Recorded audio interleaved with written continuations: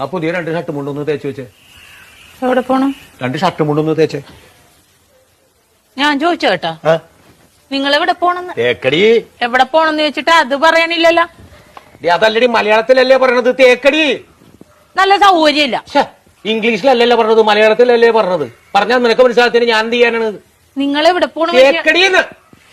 ഓ, എനിക്ക് കലി കയറണുണ്ട്. നിങ്ങൾ എങ്ങോട്ടെങ്കിലും ഇറങ്ങിപ്പോയി എന്തെങ്കിലും പറ്റിയാ ഞാൻ അറിയുവോ? സ്ഥലം പറയാണ്ട്. ഇനി അത് പോട്ടെ, ആരെങ്കിലും നിങ്ങള് തിരക്കി ഇവിടെ വന്ന് ഇവിടെ പോയെന്ന് ചോദിച്ചാൽ ഞാൻ എന്ത് പറയും? നിങ്ങളെ ഇവിടെ പോണ പക്ഷെ അത് പറ ആദ്യം. തുണി ഞാൻ തേച്ചു തരാം. പോണ സ്ഥലം ആദ്യം പറ, എന്നിട്ട് തേക്കാം. ഇത് ദൈവം ഇതിനെയൊക്കെ എങ്ങനെ പറഞ്ഞു മനസ്സിലായി? എവിടെ പോണം? തേക്കടി എന്ന് പറഞ്ഞു. നല്ല സൗകര്യമില്ല തേക്കാനായിട്ട്. അത് കൊള്ളാല. ഏതാണ്ട് ഉടായിപ്പാണ്, അതാണ് പോണ സ്ഥലം പറയാൻ ഇത്ര മടി.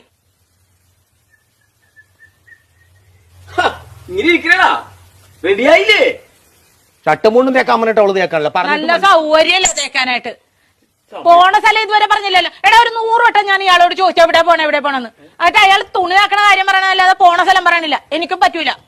ഇയാൾക്കാ പറയാൻ കഴിയില്ല. നീ എങ്കിലും ഒന്ന് പറയാം എവിടെ പോണത്. തേക്കടി. ആഹാ, അത് കൊള്ളാല. ദേ ഒരു കാര്യം ഞാൻ പറഞ്ഞേക്കാം, എന്റെ കെട്ടിയൻ എന്നെ ഇടിപൊടിന്ന് വിളിക്കും. എന്ന് വെച്ച് കണ്ടവന്മാര് വീട്ടിൽ കയറി ഒന്ന് ഇടിപൊടിന്ന് വിളിച്ചിട്ടില്ല, അടിച്ച കാരണം വിളിക്കും. പറഞ്ഞാൽ മനസ്സിലാവൂല. അതാണ് ഞാൻ പറഞ്ഞത്. ഞാൻ പെടാപ്പാട് വെട്ടിയിരിക്കുന്നത്.